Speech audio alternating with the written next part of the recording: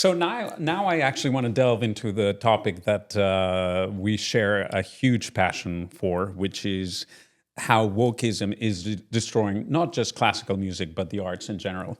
This is a topic that you cover abundantly in part two of your book, your latest book, which is When Race Trumps Merit, which I would suggest to everybody out there to get a copy of. It's really fascinating. And by the way, I'm always mesmerized by the amount of research that goes into each and every one of your books. I don't know how you do it. I don't know how you find the time to do it. So anyway, in your book, you mentioned several examples that I don't want to necessarily delve too much into because I think that people should read them at length in your book.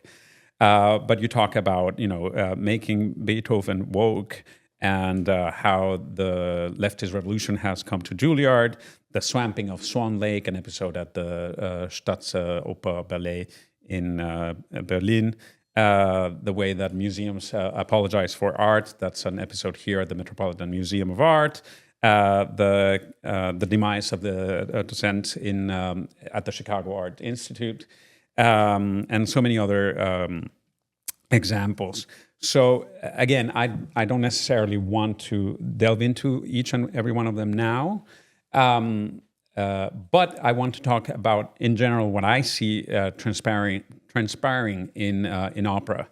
So again, right after the Passion of St. Floyd in 2020, we saw this effort, this collective madness amongst American opera companies in particular, that went just full woke and engaged in the most ridiculous and really peinlich, what was the word for peinlich? Embarrassing exercise of mea culpa and self-flagellation, insisting that opera, was a racist genre that had been engaged in structural racism since its inception. Of course, without ever mentioning, for example, that the Metropolitan Opera, the new building, was actually inaugurated with a very diverse cast in the 1960s, an opera by Samuel Barber, who was gay, as was his, obviously his partner, Menotti, both composers. An opera that featured back then a stellar cast, including people like Leontine Price, who was black, Justino Diaz, who was Puerto Rican, Belén Amparan, I think, Mexican. I mean, it was a very, very diverse group of people. And yet the woke, of course, insist, no, up until we got hold of power, everybody was just a bunch of white supremacists singing opera, right? And so they went on to this exercise to purge deserving white candidates from opera and socially engineering a better, more virtuous, and obviously more leftist casting system. So in 2022, 2023, the Asian Opera Alliance, which is nothing but one of these DEI rackets, published in a very self-unaware way their statistics about casting in opera. And I'm going to have to read these because they're really just unbelievable. Washington National Opera, 2022-2023, casting diversity. Black people, 51.6%, whereas white were only 38.7%. Latinx, a term that none of us ever use, 3.2%. I thought it was Latinx. Is it Latinx? Yeah, or well, what? Latinx, right, whatever. It's made up. Whatever, so it's I a don't know made-up which term, right? Asian, 6.5%. Portland Opera, 32% black, with white being 28%. Des Moines, is how you pronounce it here in the States, right? 50% black. Tulsa Opera, 47%, and whatnot. I mean, when you take into consideration that the population of the United States is comprised of roughly 41.1 million blacks, which represent anywhere between 12 and 13% of the population, something has to be going awfully wrong in terms of injustice perpetrated in the name of social justice in casting. Mm-hmm. How do you explain otherwise that you have this over-representation of black people in a genre that is actually also not typically one that blacks gravitate towards? What is your take on all these? Well, first of all, you have described something that I find just so infuriating, which is the betrayal of the Guardians that happened after the George Floyd mass psychosis, hysteria, where people in the arts, but especially in classical music, the thing that both of us feel is the reason for living, turned on the art form that is their privilege to curate. And they told the American public, this is a racist art form, do not approach. You have, the most astounding thing was not even the Peter Gelbs, the general manager of the Metropolitan Opera or the head of Tulsa Opera. It was the classical music press, which is presiding over, I'm going to be brutally honest here, a dying art form. It is a smaller and smaller audience.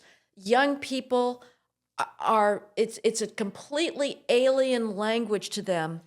And to give them a further excuse not to approach this, yes, can be challenging language if you have never been exposed to it. It is very different than rap and very different than pop music. But you had Anthony Tomasini of the New York Times, main classical critic, Alex Ross of the New Yorker, BBC columnists, all declaring that classical music was white supremacist when they should be saying, come and listen. And they were that consumed with the virtue signaling that they were willing to cast this gorgeous, triumphant accomplishment of the human spirit aside so that they could join the anti-racism bandwagon. It was absolutely sickening. And the equally outrageous, you're absolutely right. This has not been classical music has not been, for the last half century at least, racist. I've been following recently a black soprano, Angel Blue, and she's now very hot at the Met because she's black. But it's been interesting to follow her public statements because before George Floyd mass psychosis, she gave an interview to Opera News, which is the magazine of the Metropolitan Opera, that was very charming. She was singing Bess in Porgy and Bess at the Metropolitan Opera at the time, and she was asked the usual cultural appropriation question, which is, isn't it somehow a problem that Porgy and Bess was written by white Jews about the black experience, and what could they possibly know? And it is not exactly a flattering portrait of, black addiction and whatnot. And Blue was absolutely delightful. She said, Gershwin's Porgy and Bess is a gift to humanity, and I am so privileged to sing in it. And everybody can have access to this music. Well, then comes George Floyd, and you have all of these black singers going into the race hustle. Janai Bridges, one of the worst. Composers like Daniel Romaine, who was just hustling for his phony race commissions. And Russell Thomas, tenor Russell Thomas, who's one of the worst. Russell Thomas was one of the worst. And to my sorrow, Lawrence Brownlee, who I otherwise love, he's a fantastic bel canto singer. He's been one of the worst too. He started a whole podcast on the horrors of being a black singer. And so Angel Blue made a few de rigueur statements about the awfulness of racism. But fortunately, she has now swung back. And she gave an interview on a CBS local news station here in New York recently because she's Aida in the Met's new production of Aida. And the two black interviewers said, well, isn't it hard to be a black in opera? And she said, no, the Metropolitan Opera has not discriminated against. My idol is Leontine Price. And or Martina Arroyo or many others. It's been very open. And she recently gave a interview at the live HD broadcast of Aida, and she was saying she identified with Aida, with her love for her country, loss of father, and she said how wonderful it was to grow up in Los Angeles between the ocean and the mountains. Now, if you're growing up Black in Los Angeles, you're probably not living in Bel Air or Brentwood, or this was obviously made before the Pacific Palisades fires, but she has a spirit that is open to beauty. On the other hand, Peter Gelb, the general manager of the Metropolitan Opera, to show how perverse this anti-racism mania was. Continues to be at the Met, by the way. The Met was absolutely suffering, self-created suffering by their absurd COVID rules. Long after it became apparent that the masking was not doing anything, it insisted on masking. It was at a financial crisis. It was telling its musicians, you're going to go without pay. If we don't make cuts, this institution is not going to survive. What does Peter Gelb do? He hires the Met's first diversity equity chief officer, who was a bureaucrat from the Harvard Law School, who was undoubtedly making about $400,000 a year at the Harvard Law School. To come to the Met, he would have had to up her salary. So Gelb was willing to sell out his musicians in favor of this phony idea that the Met needed a diversity officer not to discriminate. It is insane. Yeah, and what is particularly disgraceful is that the so-called cultural elite of the city continues to support this institution, even though this institution has no respect not only for the genre itself, but for the tastes of the donors, for their needs, and above all, even for their money. You know, Gelb has already squandered many of the millions of the endowment. It's at a historic low. Attendance is also at a historic low. And instead of correcting course, he doubles down. He and Nezet Seguin is a disaster. You know, and they continue to program works that nobody wants to see, and hideous productions also that absolutely nobody wants to see, and all based on diversity, inclusion, equity. They started this past season with this, or this season actually, with this opera called Grounded that flopped. And they decided, rather than to put this opera by a female composer somewhere in the middle of the season where it could have been a curiosity, they put it at the very, very beginning, sending a terrible message to the world that always seems to jump on the bandwagon of the United States, whether it's a good one or a bad one, that opera is failing. But opera is not failing because it's a failing genre. It's because it is being run by ignorant, opportunistic dilettantes. And it's time that somebody calls them out. You know, everybody is unhappy with the situation, but nobody wants to speak out because they're all too worried about their petty little jobs.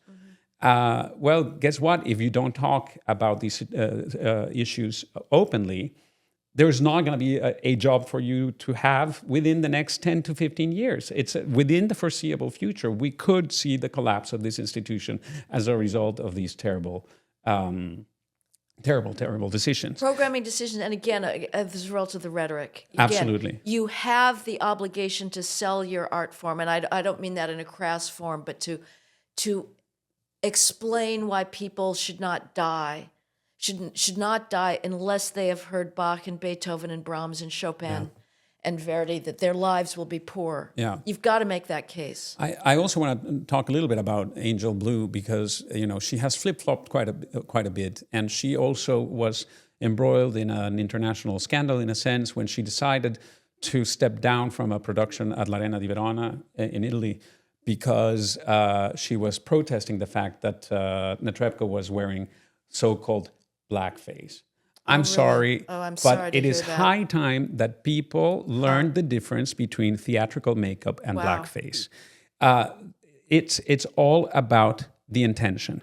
Intention is what distinguishes in law between first-degree murder or even second-degree murder, and manslaughter, Yeah. right? If there is no intent to kill, then yes, the effect may be similar or look like the same, right? That somebody's dead, but it's quite different whether you set out to kill that person or you just, engage in vehicular manslaughter and unfortunately kill them because whatever, your tires popped in the middle of the road. I'm so disappointed to hear that. It is very disappointing, and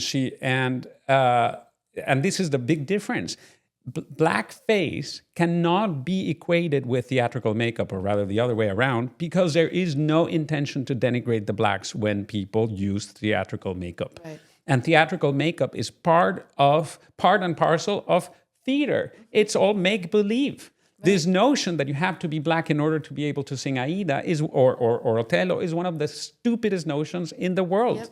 Art reflects universal situations. The characters are always archetypical figures in history, and they should all be underlining the common humanity of all people, regardless of race, sexual orientation, national origin, even gender identity, right? Which is another topic that I'll talk about briefly. So I was very, very disappointed, and I was actually very proud to see, or not proud, because I had nothing to do with it, but very happy to see that Grace Bumbry, another one of those great African-American singers who thrived decades ago without being discriminated against at the Met, called her out and said, I'm sorry, honey, but during my career, I wore all shades of theatrical makeup, from all shades of black, 50 Shades of Black, right, or brown, to whiteface. It's so ridiculous that she would have put up with this. But I've seen this firsthand also in my teaching experience here. I had a student, Kofi Hayford, who proudly always said, "Oh, I'm a Republican and I'm against this whole woke movement, whatnot. And it's great that I found a very competent teacher who's not woke," and blah blah blah. At one point, I shared a picture of the two of us right after I had prepped him for a performance here in New York, saying, "Isn't it wonderful that music has the potential to bring people together who are as diverse, literally diverse?" He's a triple citizen of Ghana, the UK, and the US, whereas I'm a dual citizen of Germany and Mexico. And I said, isn't it great that these two completely distinct people are coming together to honor the music written by Mozart in Austria, in the 18th century, and around the same time, I posted on Instagram, or reposted on Instagram, a video of a couple of horrible black parents teaching their children how to steal from a supermarket. And my comment, somebody had written like, "What the hell is this?" And my answer was a very cheeky answer and said, passing on their bad values, for which I do not apologize. Theft is wrong, morally wrong and criminal. But also said, and turning themselves from the 13 into the 26%, because it was such a numerous family, right? That was the cheeky part of it. Is that a horrible thing to say? No. And again, I don't apologize for calling out criminal behavior. Right.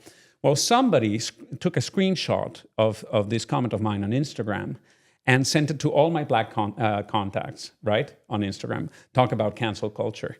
Luckily, some of them, like my super good friend and brother from another absent father, Frank Mathis, said, like, "Who the fuck do you think you are?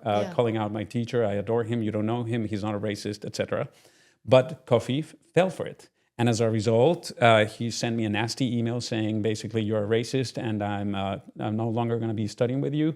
And I'm also stepping down from my role as a board member of your foundation." Jeez. Which is so ridiculous. And the hypocrisy of having pretended over all these years to be a proud Ghanaian who had nothing to do with the very bad African-American culture in the United States, all of a sudden caves in and kowtows to the woke mob. This is so ridiculous, and I see it on a regular basis. I cannot tell you how many times I have been betrayed by former friends or former students within the arts community here, because to them, unless you conform to the Marxist orthodoxy of the woke left that controls everything from Carnegie Hall and the Met to even the Metropolitan Museum and every other institution here, you are literally a Nazi. It's so ridiculous. This is another question about what is the future under Trump. Are Americans willing now to not cave to the race hustle? And there's a lot of other hustles that go on. There's the gay hustle, the trans hustle, the female hustle, but the king of all hustles is the race hustle. Absolutely. And now that you have some pushback against this idea of endemic systemic racism, will people walk away and say, sorry, you can't scare me any longer with this? But it's a big power. It's asking a lot of people if you're handing them this tool to be able to crush people around you and exercise power of them, to have them walk away from it. Because right now, the status quo up until very recently is that you can make whites absolutely cower by playing the race card against them. Right. And you spoke as well about the absurdity of trying to limit roles to certain colors and policing boundaries. It is the complete annihilation of the human spirit and imagination, which is to transcend boundaries. You spoke at the very introduction, used the phrase cultural appropriation, which is something I've been thinking about recently, reading Edward Said for the first time, and his treatment of Aida is just incredible, that somehow we're supposed to believe that modern-day Egypt was hurt by Verdi writing an opera about ancient Egypt at the behest of Egypt's ruler at the time, based on the most exquisite, profound effort to understand that culture, that the pyramids had laid moldering for millennia under the local population, and it took Napoleon's invasion of Egypt, bringing along hundreds of scientists that wanted to know, they wanted to understand. It was an act of love to try and decipher the Rosetta Stone, to try and understand the culture that gave rise to those pyramids. And we're somehow supposed to believe that this is theft and that it's a zero-sum game. It's amazing. And this happens, you speak about the Asian American Hustle Opera Organization, the same thing in Britain.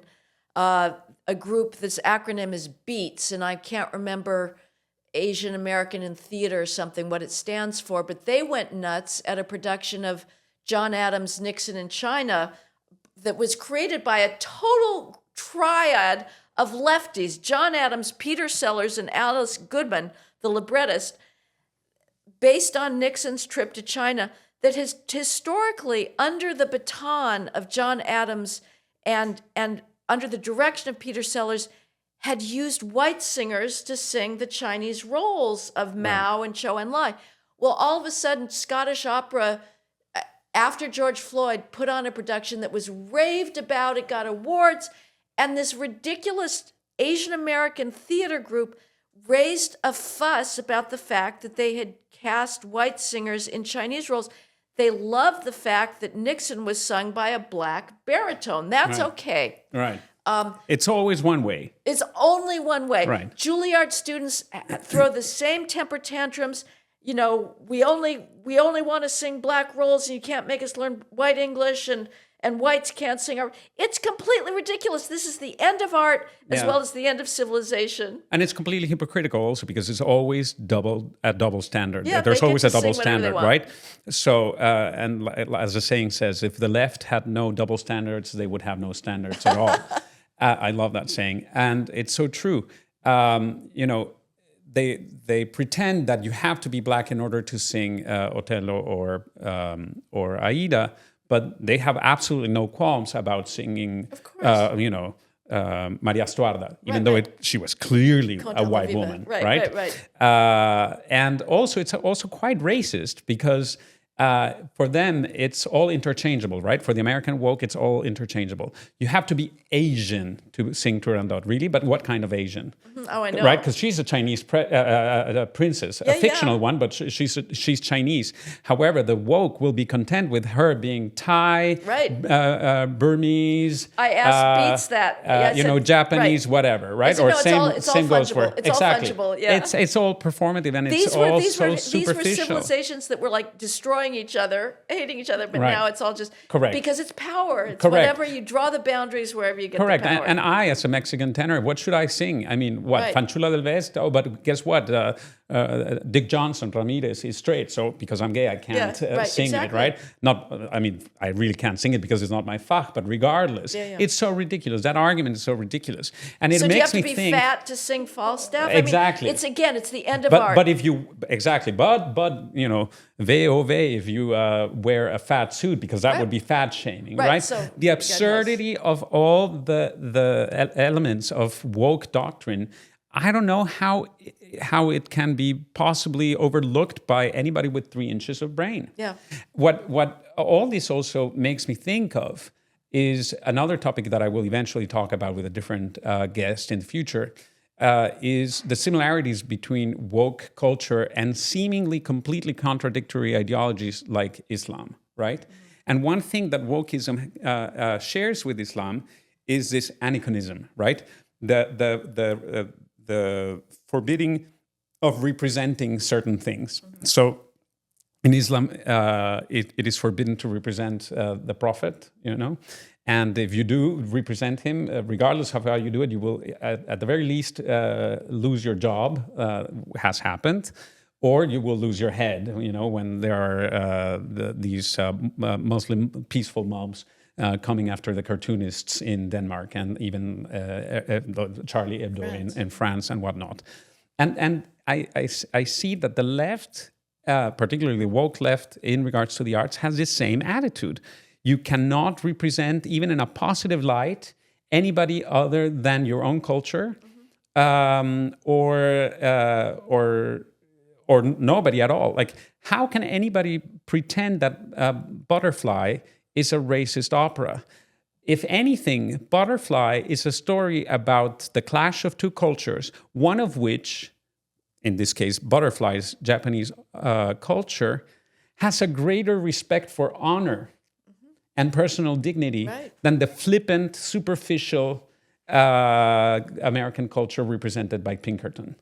Right? But yet, the woke would insist that it is absolutely verboten to put on a production of Butterfly because it's racist. Mm-hmm. I think that it's absolutely time for normal people with a half ounce of decency and 3 inches of brain to finally say, stop. Yeah. This is absolute nonsense. We are killing a genre that, as you kept saying, and I agree with you, is already on triage. Yeah. Why are we doing this? And above all, what is it? Why is it that all these upstarts who run these opera companies and all the people who are giving them money to continue destroying the genre are doing this? It's a violation of the fiduciary duty that these so-called leaders have towards the genre and towards the institutions that they helm. Right. And I would add Aida, it's the Ethiopian slave who is, and she's a princess, who remembers her homeland as this place of utter beauty. There's nothing discriminatory about that. Correct. And she's seen as this ideal heroine. It's a codependency where the people engaged in the hustle get power, and the people who capitulate to the hustle get power too. Correct. And they are united against this imaginary front of racist, white, know-nothing Americans. Right. And they believe that, they are there saving civilization against fascism. And it's an incredible self-extolling, inflating position that is ultimately, as you say, completely self-defeating, because the art form that they purport to be dedicated to is going to end. But it's a very catch-22 thing, because the founders, the funders now, again, getting back to the transformation of the big foundations, Ford in the 60s, maybe it sort of laid some of the seeds of destruction by overfunding orchestras. So they got too big, their programs got too long as far as weeks of the year. They went beyond what their audience could support. But Ford used to fund ballet, classical music, and now it is only about multiculturalism and anti-racism. The Mellon Foundation, Andrew Mellon, it used to be one of the great humanities funders, and now it is only about anti-racism. And diversity. And diversity. Mm-hmm. But if you're an arts organization, you feel like the only way you can get money is to revamp your program to show that it's sufficiently diverse. So how you cut that knot is very difficult. Right. And just to end this section of our talk, I want to emphasize the hypocrisy of the one-way street that these diversity, equity, inclusion initiatives are all about. They're only ever aimed at white European either institutions or genres.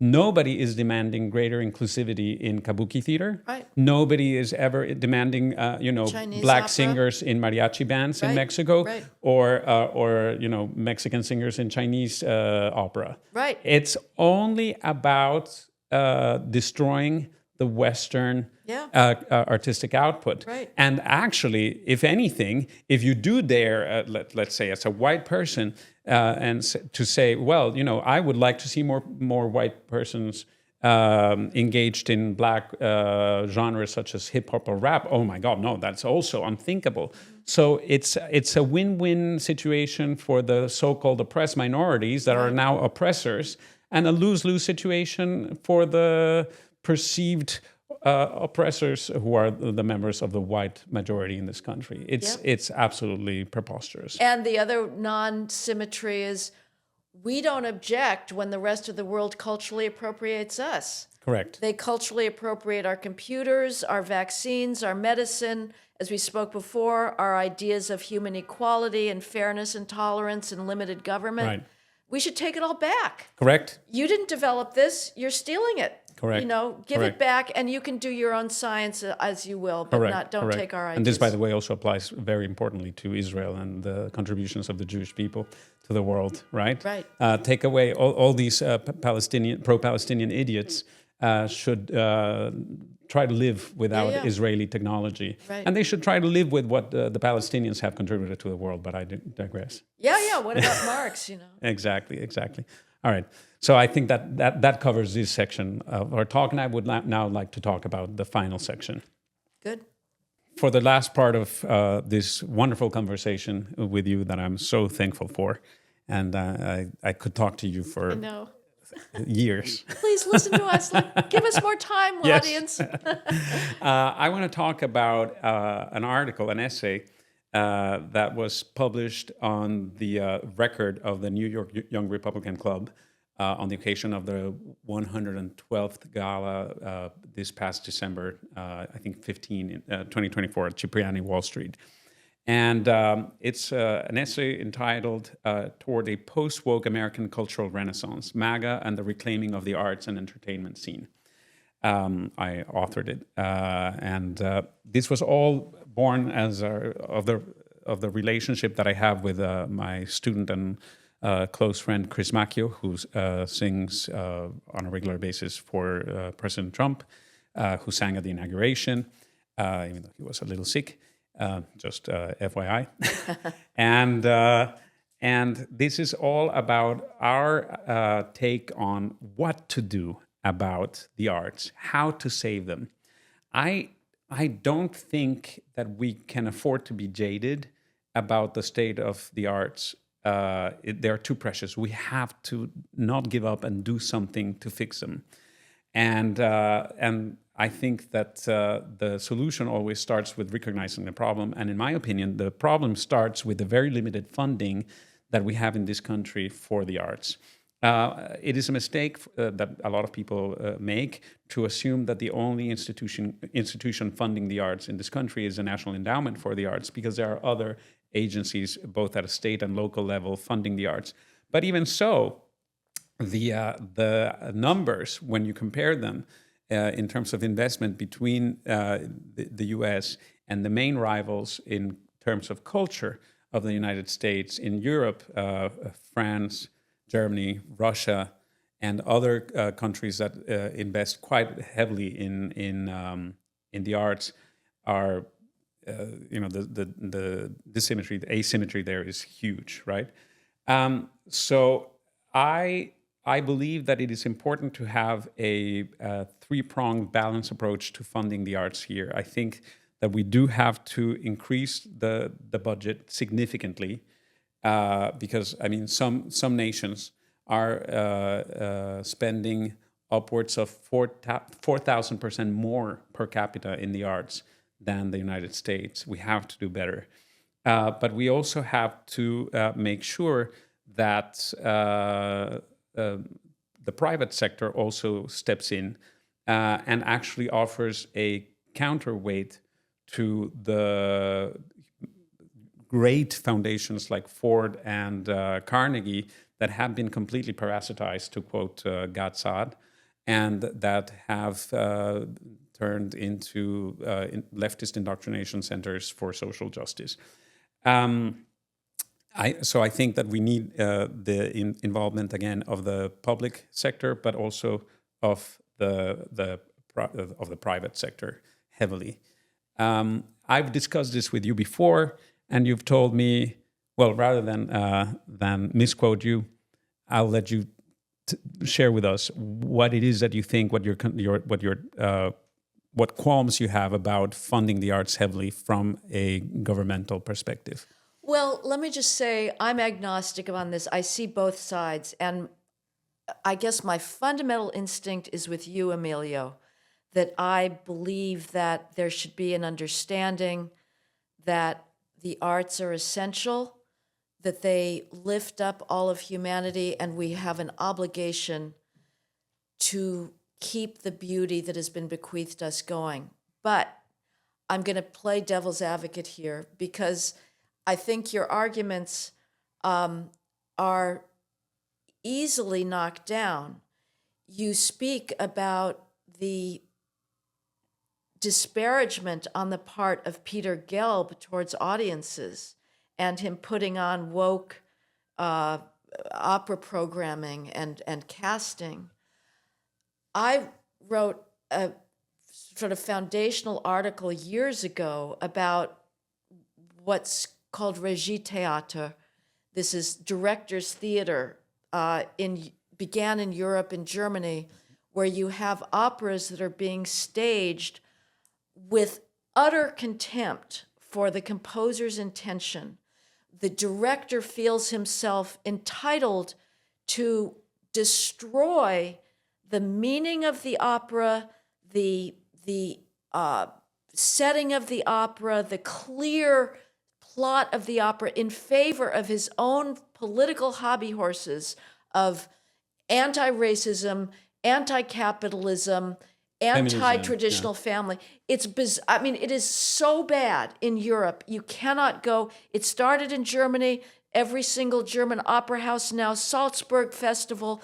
It has all been taken over by this crap. And it's throughout France. It's throughout Italy. It's even in Budapest. I was amazed to read about some of these productions. It's in England. It is very hard to find. There are a few old productions still at the Staatsoper in Wien that are left over from 30 years ago, but basically Vienna's completely taken over. This is state-supported art. And an argument that libertarians like Tyler Cowen make is that it is precisely government funding which allows arts impresarios to completely ignore the audience tastes. And so you have people that are still going to the Salzburg audience, and the new productions invariably get booed. Same at Bayreuth, that does all of Wagner's operas. They invariably get booed, and yet they still do these. We've got it here, but it's not as bad. I mean, we may think that Gelb is going too far in the left, but there's still, it's very traditional compared to what's going on in Europe. So government arts funding is no guarantee that you are going to get the proper gratitude towards the past. The other thing I would say that I think about all the time is, what is the precedent that's being set? If we had the 4,000% increase in government funding that you advocate for going to the Biden administration, do you think that's going to help? Biden's NEA and the NEA and the NEH have been pretty much pathetic for years. It's not just the left-wing politics, but they've been taken over by regionalism and the idea that money should be distributed based on geographic locality, regardless of whether there are institutions in any given senator's or congressman's district that are truly deserving of it. So it is not elitist, it's anti-elitist, but the problem is, okay, so we believe that a Trump NEA or NEH will honor beauty and will honor the past and will not try to tear it down. But if you establish that precedent and the regime changes hands, you really think that that Democratic administration is going to use the 4,000% funding that you would like, the way you would have it done? So I would say two things.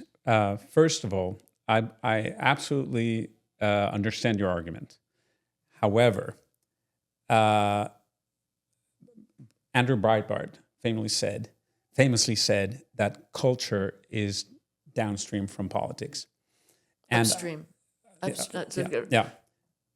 It's the source of politics, right? Correct. So basically, we are missing out on a great opportunity to use not just the arts, but also the entertainment industries to not only correct course and civilize the people and educate them, but also convey the beauty and just the constructing values. The value. It's a symbolic gesture of republicanism, right? And also, I think that if we do this correctly, nothing really stops us from dreaming of a long-term Republican government in this country, just as we had a very long-term, primarily Democrat streak through 8 years Obama plus 4 years of Biden. I think that if we play our cards well, and we show even to the people who are primarily there might be some people who are single issue voters when it comes to the arts, just like there are single issue women who vote only for the Democrats because of abortion, right? If there are people who are single issue voters because they believe that the Republicans, and to some extent they're right, don't pay enough attention to the arts, then we can convince them that we are not just interested in corporate advancement and whatever it is that we are demonized as Republicans. So it's very, very important to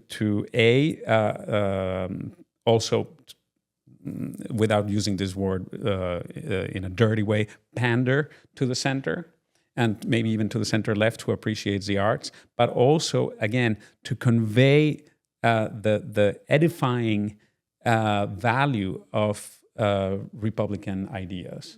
I think it's very, very, very important to do so. And I think it's also short-sighted to say, well, I'm not going to develop this just in case my enemies may profit from it. No, it's not short-sighted. It's long-sighted. It's long-sighted.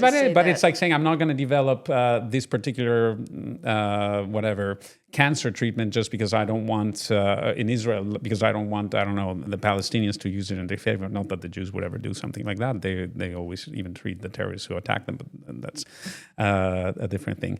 Or it's like saying I'm not going to develop this vaccine, just not a COVID vaccine, right? Because it might be beneficial to a group that I hate. I think that we just have to do things for once for the sake of them being the better option for society, regardless of what the outcome at a later stage, at a latter stage might be. Well, that's one argument, which is that I think it's. I wish you were right to think that we're going to have Republicans from here on out, and conservatives who appreciate the past. But I just think history does go in cycles, and it's probably likely that there will be some kind of reversal to where we were before. But only if we don't play our cards It's right just this time around. there's just never been, I don't know there's ever been anything that has, history is mutable. Things, the rule of life has changed. So I think you have to assume that things are not going to be the way they are now forever. Well. But I get the argument of let's just do it all now. Like, I would say that's the stronger argument, is just do it all now and to hell with what comes next. We've got the power now, use it. So I don't know. One could also say, though, those people in the middle that you want to woo to the Democrat-Republican side by saying, well, see, we support the arts too. Are they going to want you to just support colorblind arts, or their part of their commitment is going to be, we want diversity in the arts? I don't know if that's, a separate demographic there or not. And one could also make the argument, and again, I am not by nature a libertarian. I'm certainly not a free market absolutist, but I feel compelled to make that case here. You could also argue that people, knowing that the government is taking care of it, are not going to be themselves donors. No, which is a situation that we have which is philanthropy. the situation that we have in Europe, right? Where people Right. don't give privately at all because they say, Exactly. well, I already pay a lot of taxes and daddy government is going to take care of it, which is the reason why I as in all other matters, actually, I am making an argument for balance and moderation and the inclusion of both the government and the private sector in this effort. Now, my main concern is that we finally have on the political arena somebody like Elon Musk being the George Soros of the left, right? What George Soros is to the left, Elon Musk is to the right. He's the George Soros of the right. Great. He helped tremendously to get Trump reelected. For that reason alone, we should be thankful to him. We should be thankful for the fact that he restored at a very high price free speech on Twitter and whatnot. That's all great, and more than anything, he's exposing the rot at the root of all these technocrat institutions. And we both love the Alternative for Deutschland in Germany, and he supports Alice Weidel there, so another reason to love another him. reason to love him.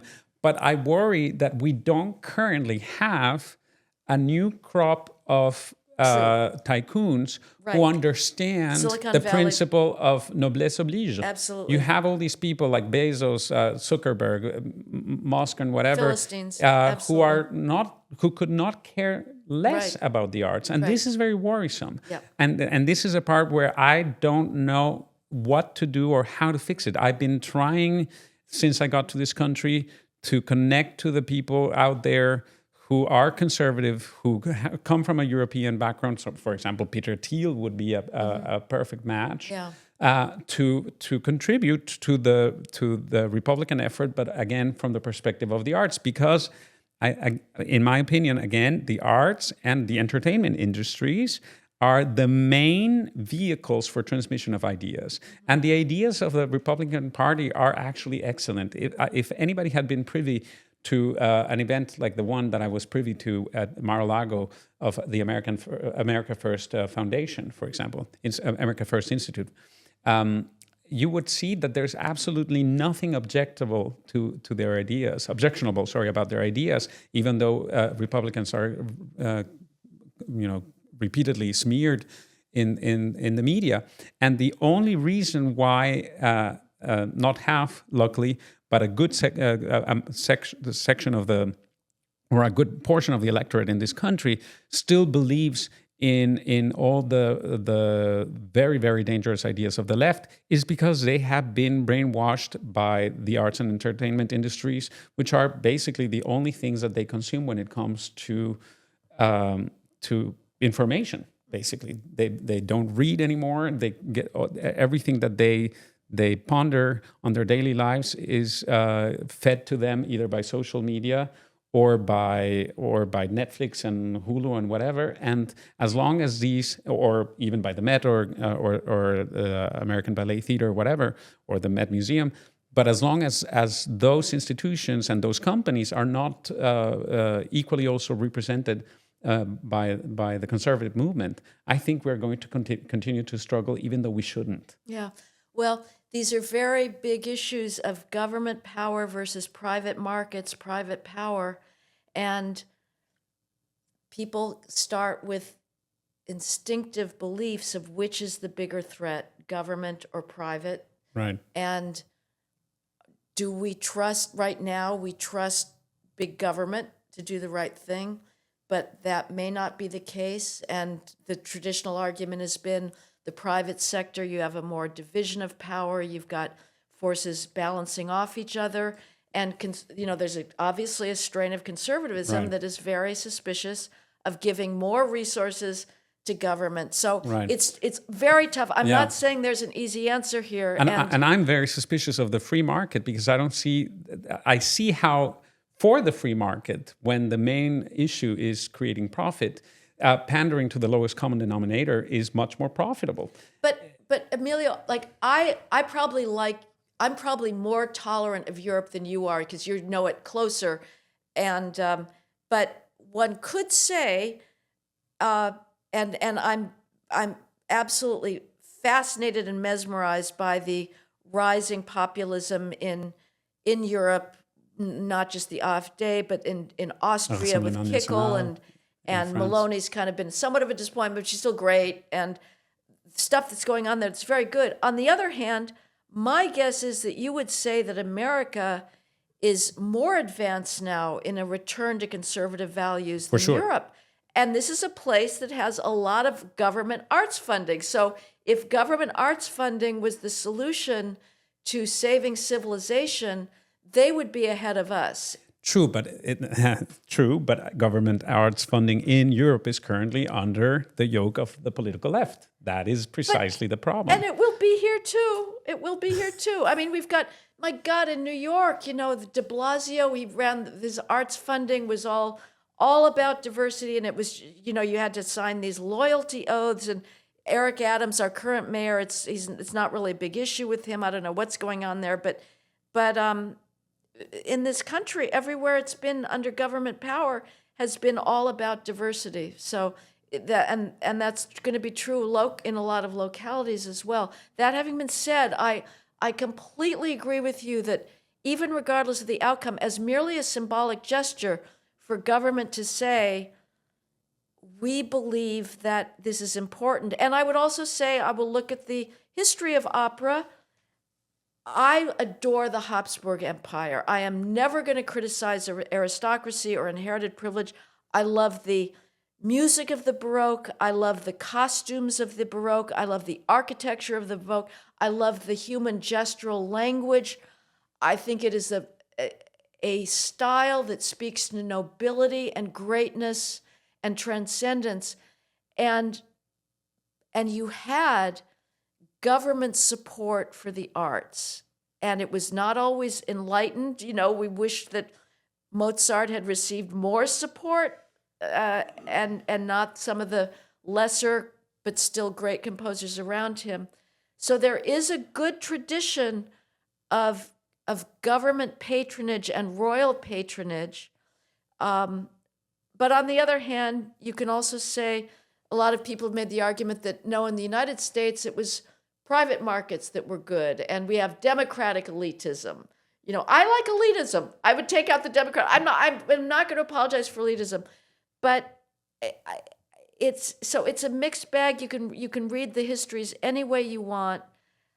You could also notice, de Tocqueville, others have said that America has always been less interested in high culture, even though you have the famous statement by John Adams of, we're engaged in politics now so that our children and grandchildren can be involved in arts and civilization.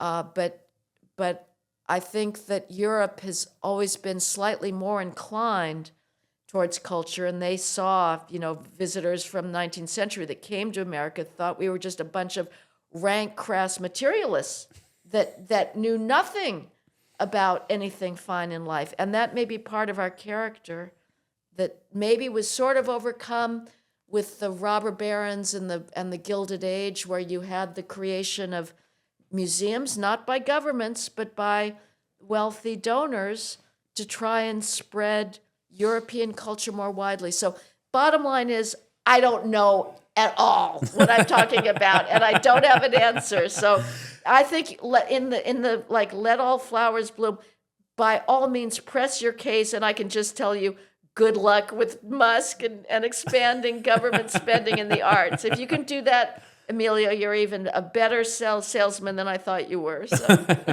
Well, thank you. With that, I thank you for joining us for this inaugural episodes, because this is going to be more than one episode. Again, it's a great honor to now count you as one of my close friends here in New York, as an ally, as a peer. I read many of your books before moving here. I saw every interview that you had on YouTube and whatnot, and I was always thinking, "Oh my God, this woman is amazing! Wouldn't it be incredible to meet her?" And then, Clifton Duncan was the one who put us in touch, and we finally got here together. And it's been a wonderful, wonderful opportunity to have very healthy discussions about all these issues. I didn't know you existed, and discovering you and the circle around you was the most surreal experience I've ever had. I remember a dinner at your house in spring, and I went back and I would tell people, "You're not going to believe this. I've just been with a bunch of opera singers who were discussing what Trump can do for opera." And young Republicans. And right? young Republicans, right. Yeah. This is the most important thing, too. I mean, for me, the discovery of the New York Young Republican Club, of which I am now an associate member because I'm no longer 40, so they age shame me and make me pay more per year to be a member. But I met my producer there and many other great friends there. It's been revelatory. I used to think of this city as new woke city, and I thought that it was full of idiots. Yeah. And now I realize actually there are many wonderful people who are patriots, who are committed to saving this country, who have the energy of the people who are in their 20s and 30s, and who are eager for guidance and help. And I'm starting to be a little older and hopefully a little wiser, and I'm also committed to them. Not just as a friend, but as a mentor. And I just hope that this movement will continue to grow. And I think that particular club was instrumental in delivering the best results for a Republican candidate in New York since Reagan. And it's just amazing. So I would also say for your listeners and followers, if you're in New York, make sure that you come at a time when Emilio is putting on a concert with his circle of friends. Thank you. It's just amazing. The music making, the spontaneous music making. Yeah. I was at one of your recent Schubertiades, and I called out Ganymede, my favorite Schubert song, and you played it. You narrated the Goethe poem on which it was based, and your accompanist sight read it. And I called out Rinaldo Hans A Clarice. You sang that too. It is just, please, audience, come and listen to this musical circle. It will blow your mind. Well, on that final note, I'll say a note about what we're doing as well. So the Brownstone where I live is also the Brownstone where I teach, and which is the seat of the New York Vocal Arts Academy, the foundation that I started here to bring about the revival of the salon culture, but also the revival of classical music training without a Marxist ideological slant to it. So if you are interested in supporting us and attending any of our concerts, I was not planning on making a commercial, but since you made it, I will finish it off by saying, please support our mission.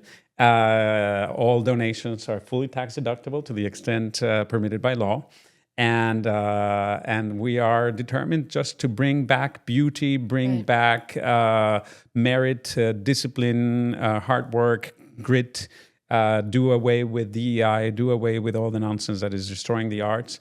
So if you want to help, go to our website, which is nyvocalarts.org, or Brownstone Music, spelled in German, MUSIK. .com, but primarily the nyvocalarts.org is a website that you should be looking at, and my personal website, EmilioPons.com. And again, I just want to finally say the final word. Thank you from the bottom of my heart. I'm not going to do the Elon Musk salute to thank you because I've created enough controversy with this conversation today already. But And we're not supposed to use our hands anyway. Thank correct, you. exactly, Thank you. correct. So thank you so much. Thank you, Emilio.